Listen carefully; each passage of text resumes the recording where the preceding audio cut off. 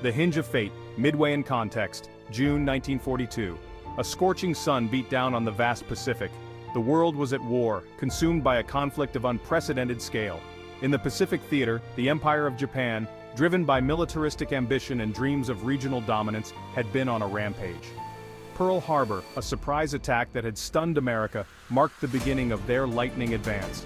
Across Southeast Asia and the Pacific Islands, Japanese forces, fueled by early victories, seemed unstoppable. Their objective to cripple the United States Pacific Fleet and seize territory rich in resources. But a storm was brewing, a clash of wills and weapons that would decide the fate of the Pacific.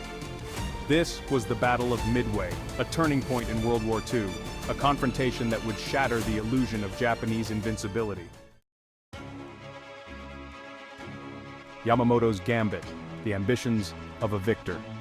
Admiral Isoroku Yamamoto, the brilliant but conflicted architect of the Japanese Navy, understood the need for a decisive blow against the Americans.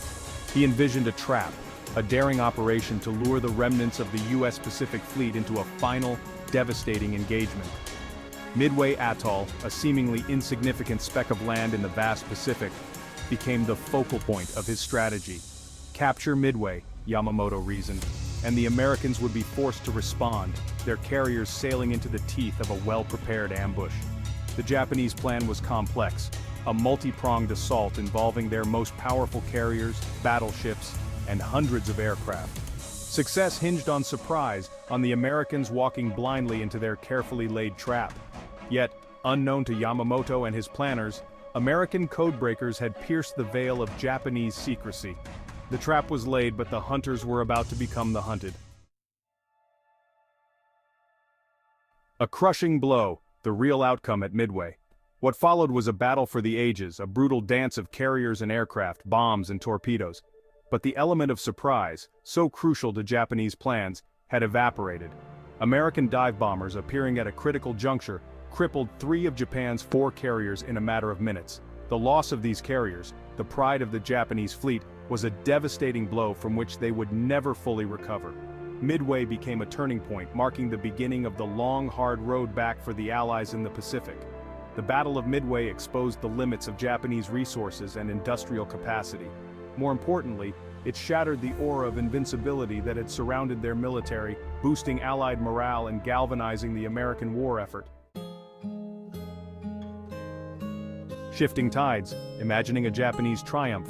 But what if the dice had rolled differently?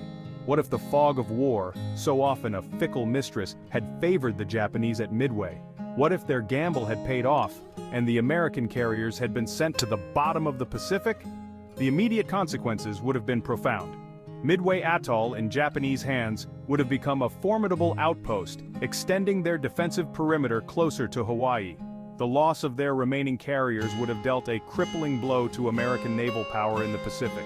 The psychological impact would have been equally significant.